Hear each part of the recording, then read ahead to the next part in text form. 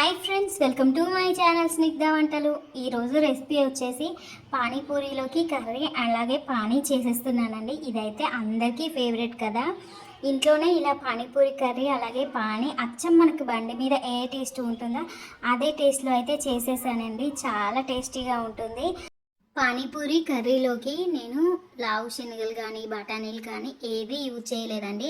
మనం నార్మల్గా ఇంట్లో శనగపప్పు వాడుకుంటాం కదా, అదే పప్పుతో అచ్చం బండి మీద టేస్ట్లో అయితే చేసేసుకోవచ్చండి. మీరు ఒకసారి ఇంట్లో ఇలా ట్రై చేశారంటే ఇంకెప్పుడు పిల్లలు మిమ్మల్ని బయట తీసుకురమ్మని అడగరు, ఇంట్లోనే చేసి పెట్టమంటారండి. అంత టేస్టీగా ఉంటుంది, చాలా సింపుల్గా చేసేసుకోవచ్చు.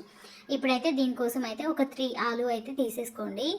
ఇలా తొక్క తీసేసి మనం బాగా వాష్ చేసి ముక్కలుగా కట్ చేసి పక్కకు పెట్టేసుకోండి. ఇప్పుడు కుక్కర్ గిన్నె తీసేసుకొని ఇందులోనే 1/2 కప్పు వరకు శనగపప్పును వేసేసుకోండి. శనగపప్పు వేసుకున్న తర్వాత వాష్ చేసేసుకొని ఇప్పుడు మనం ముందుగా కట్ చేసి పెట్టుకున్న ఆలు ముక్కల్ని వేసేసుకోండి. ఆలు ముక్కలు వేసుకున్న తర్వాత ఇప్పుడు ఇందులోనే చిటికడంతా పసుపును వేసేసుకోవాలి. ఇలా పసుపు వేసుకున్న తర్వాత మనకి శనగపప్పు మునిగేంత వరకు వాటర్ని వేసేసుకోండి. 3 విజిల్స్ అయితే రానివ్వండి. మనం ఇప్పుడైతే పానీ కోసం మిక్సర్ జార్ తీసేసుకొని ఇందులోకి 4 చిల్లీలు అయితే వేసేసుకోండి. ఇలా చిల్లీ వేసేసుకున్న తర్వాత ఇప్పుడు ఇందులోనే మనం 1 కప్పు వరకు కొత్తిమీరను వేసేసుకోవాలి. ఇలా కాడలతో సహా వేసేసుకోండి, మనకి పానీ అనేది చాలా టేస్టీగా ఉంటుంది.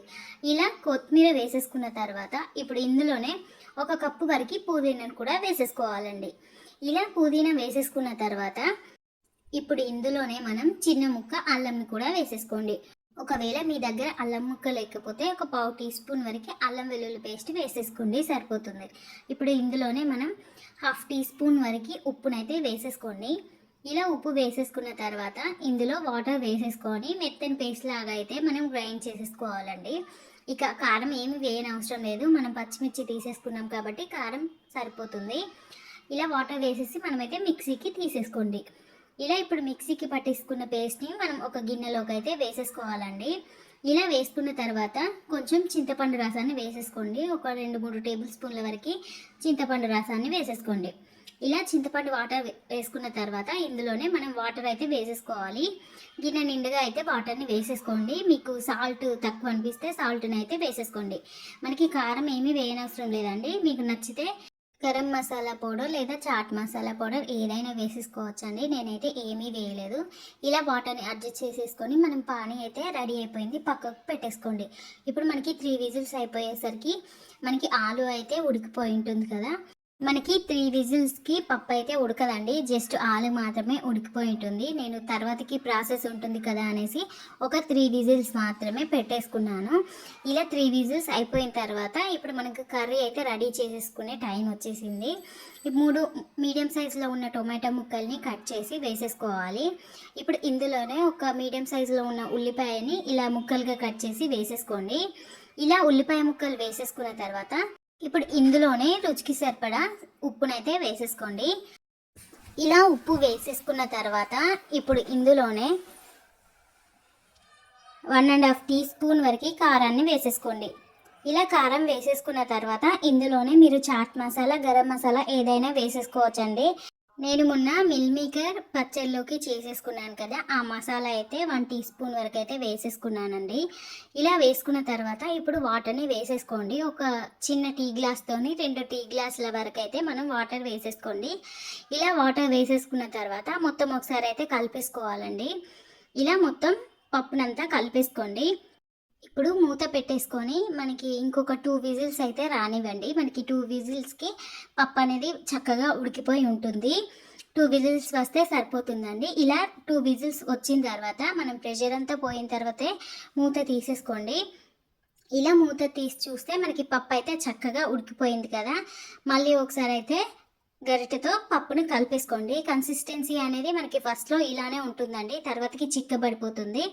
ఇలా పప్పు దువ్వతో అయితే మనం చక్కగా మెత్తిపేసుకోండి. మంచి సాఫ్ట్గా అయ్యేంత వరకు ఇలా పప్పు దువ్వతో మెత్తిపేసుకోండి. ఇది వేడిగా ఉన్నప్పుడే మెత్తిపేసుకుంటే మనకి పప్పు అనేది మెత్తగా అయిపోతుంది. ఇలా మెత్తిపేసుకున్న తర్వాత ఇందులోనే చిన్న ఉల్లిపాయ ముక్కల్ని కట్ చేసి వేసేసుకోండి. అలాగే కొత్తిమీర పుదీనా మీకు నచ్చితే ఏదైనా వేసేసుకోవచ్చండి. ఇలా ఉల్లిపాయ ముక్కల్ని అయితే వేసేసుకుంటున్నాను, టేస్ట్ చాలా బాగుంటుంది. అలాగే కొత్తిమీరను కూడా వేసేసుకోవాలి. ఇలా కొత్తిమీర వేసేసుకున్న తర్వాత ఇప్పుడు ఇందులోనే మళ్ళీ కొంచెం ఒక పావు టీ స్పూన్ వరకు అయితే మనం గరం మసాలా కానీ చాట్ మసాలా కానీ ఏదైనా వేసేసుకోండి. ఇలా గరం మసాలా అయితే నేను వేసేసుకున్నానండి. ఇలా మసాలా వేసుకున్న తర్వాత ఇప్పుడు ఇందులోనే చిటికెడంత పసుపును వేసేసుకోండి. ఇలా పసుపు వేసేసుకొని మొత్తం ఒకసారి అయితే కలిపేసుకోండి. మీరు స్టవ్ ఆన్లో ఉంచే చేసేసుకోండి. 1 స్పూన్ వరకు ఆయిల్ని కూడా వేసేసుకోండి. ఆయిల్ వేసేసుకున్న తర్వాత మొత్తం ఒకసారి అయితే కలిపేసుకోండి. మనకి కర్రీ అనేది ఆల్మోస్ట్ రెడీ అయిపోయిందండి. కర్రీ అనేది లూజ్ ఉందని మీరు గాబరా పడకండి, అది చల్లారే కొద్దీ థిక్గా అయిపోతుందండి. మనకి కర్రీ అయితే రెడీ అయిపోయింది. పానీపూరిలోకి కర్రీ టేస్ట్ అయితే చాలా బాగుంటుందండి. మీరు ఒకసారి ఇలా చేశారంటే అసలు ఇంకెప్పుడు బయట తెచ్చుకోరు. మీకు బఠానీ కానీ శనగలు కానీ ఏమీ అవసరం ఉండదండి. ఇలా శనగపప్పుతోనే ఇంట్లోనే చాలా టేస్టీగా అయితే చేసేసుకోవచ్చు. పిల్లలకి పెద్దలకి ఎవరికైనా నచ్చేస్తుందండి ఈ పానీపూరి మాత్రం. నేను పూరీలు మాత్రం డీమార్ట్లో తీసుకున్నానండి, ఇంట్లో చేయలేదు. జస్ట్ కర్రీ పానీ మాత్రమే చేసేసుకున్నాను. మా ఇంట్లో పిల్లలకైతే చాలా బాగా నచ్చిందండి. అచ్చం వాళ్ళకి బయట తీసుకొచ్చానంటే వాళ్ళు బయట తీసుకొచ్చాను అనుకున్నారు, అంత టేస్టీగా ఉంది. మీరు ఒకసారి ట్రై చేయండి ఈ ప్రాసెస్లో. ఈ వీడియో నచ్చితే లైక్ చేయండి, షేర్ చేయండి, అలాగే నా ఛానల్ని సబ్స్క్రైబ్ చేయండి. Thank you for watching Snigdha వంటలు.